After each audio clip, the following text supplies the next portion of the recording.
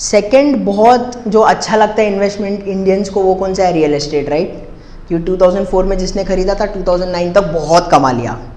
But अभी हम लोग को देखना है कि present situation and future situation क्या है, कि आज के तारीख में अगर आप रियल एस्टेट में डालोगे क्या आप आगे जाके कमाओगे, और कमाओगे तो कितना कमाओगे, ये देखना है हम लोग को, राइट?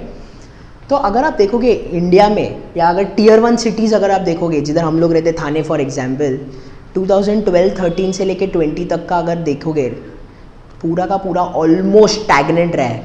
स्टैग्नेंट मतलब हार्डली कुछ पैसा बढ़ा है। 2 BHK का कॉस्ट अगर 1 CR था 2013-14 में, अभी भी उतना ही है, उससे ज़्यादा नहीं हुआ है। यानी कि मोर और लेस क्या हुआ है? स्टैग्नेंट हुआ है, बराबर। अभी आपको समझना है रियल एस्टेट का 2 सोर्स ऑफ रिटर्न होता है। एक होता है उसका रेंटल इनकम, एक होता है उसका प्राइस अप्रिसिएशन। रेंटल इनकम से आप मैक्सिमम कितना कमा सकते हो? टियर 1 सिटीज़ में देखते हैं हम लोग का एरिया अगर ले ले तो अज्यूम करो 20,000 का अगर रेंटल है महीने का, तो साल का कितना हो जाएगा? 2,40,000। अज्यूम करते 1 करोड़ का प्रॉपर्टी है एंड कितना आ गया रेंटल? 2,50,000 पकड़ते, 2.5 लाख, यानी कि कितना हो गया? 2.5% हो गया। यानी कि 1 करोड़ आपने डाला एंड अभी कितना यील्ड कितना कमा रहे हो? यील्ड मतलब रेंटल कितना कमा रहे हो? 2.5 लाख ऑन 1 करोड़, यानी कि 2.5%। चलो ना, अगर अच्छे से अच्छा रहेगा तो 25,000 रखेंगे। 25,000 के हिसाब से 3 लाख होता है, तो 2.5 to 3%। यही अगर आप टियर 2 सिटीज़ में जाओगे तो 3% के जगह पे आपको 4.5% भी मिलता है थोड़े सिटीज़ में। तो चलो 4.5% पकड़ते हैं। अर्निंग्स यील्ड अगर टियर 2 के लिए ठीक है 4.5%। अभी आप बोलोगे अगर मैं पीजी पे रखूँगा लोगों को तो ज़्यादा भी मिल सकता है। चलो ज़्यादा से ज़्यादा कितना पकड़ना है? 6%। अगर पीजी पे लेंगे तो ऑब्वियसली 20 की जगह 30,000 भी मिल सकता है। अज्यूम कर लो कि आपका अर्निंग्स यील्ड 6% है, which is not at all bad. But आपका जो टोटल रिटर्न्स है वो 6% और प्राइस अप्रिसिएशन दोनों पे रहेगा ना। रियल एस्टेट का भी तो भाव बढ़ना चाहिए, बट क्या वो बढ़ रहा है? नहीं बढ़ रहा है। क्यों नहीं बढ़ रहा है? क्योंकि सप्लाई अभी बहुत ज्यादा है, डिमांड ही नहीं है ना। लोगों को होना भी तो चाहिए लेने के लिए। जैसे अगर पहले मैंने क्या बोला था जीडीपी के इसमें 500 बिलियन जा रहा है रियल एस्टेट में, तो बबल क्रिएट हो गया, प्राइसेस इतना ज्यादा हो गया है। ब्लैक मनी पार्क करने का सबसे बेस्ट व्हीकल था रियल एस्टेट।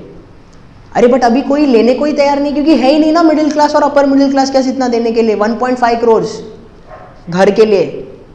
समझ में आ रहा है? तो प्राइसेस क्या हुआ है? स्टैग्नेंट हुआ है।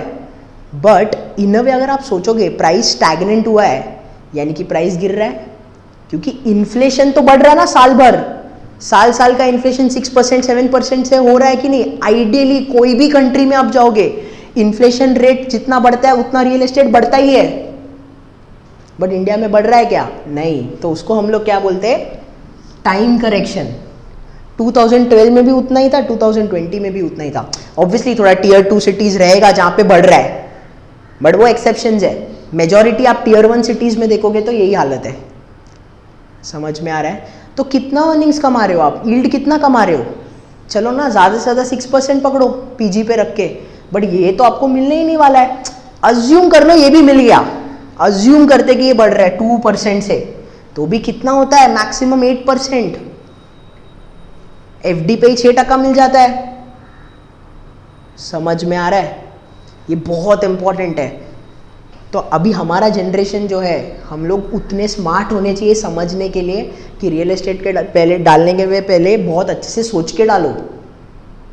इट्स बेटर कि कहीं और जगह पे इन्वेस्ट करो अपना पैसा, जो आपको कंसिस्टेंटली 2 डिजिट फिगर में दे रिटर्न्स।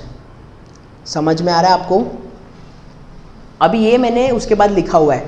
लोगों को लगता है रियल एस्टेट तो बहुत कम रिस्क है, बट अभी एक मेरे को बात बताओ, अगर मैं एक स्टॉक में इन्वेस्ट करता हूँ तो अभी वो स्टॉक के बारे में सब कुछ लिया रहेगा। फॉर एग्जांपल डीमार्ट में इन्वेस्ट करना है मेरे को, तो उसके बारे में एक एनुअल रिपोर्ट आता है, income statement, balance sheet, cash flow, यानी कि वो कंपनी के बारे में ऊपर से नीचे सब कुछ दिया हुआ रहता है।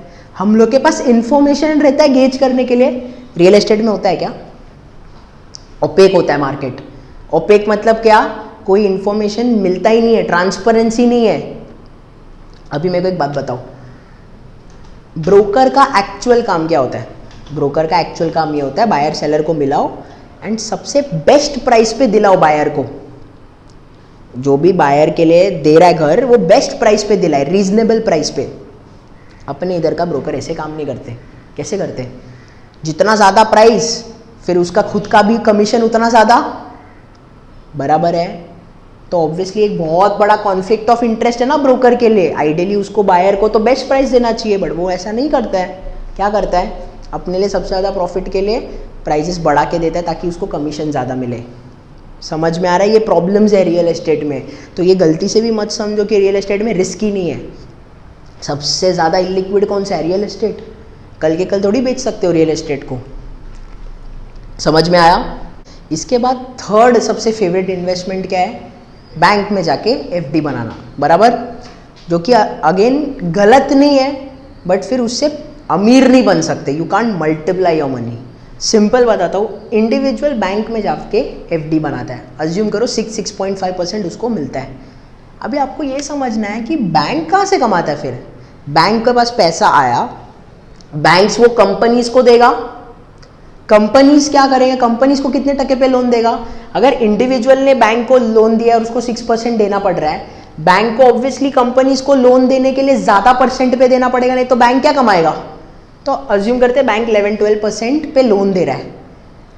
अभी अगर ये कंपनीज को बैंक को 11-12% वापस देना है तो ऑब्वियसली वो कंपनीज को तो 15%, 18%, 20% कमाना पड़ेगा ना, तभी तो वो बैंक को दे पाएगा 11-12%, नहीं तो वो कैसे देगा बैंक को, बराबर है।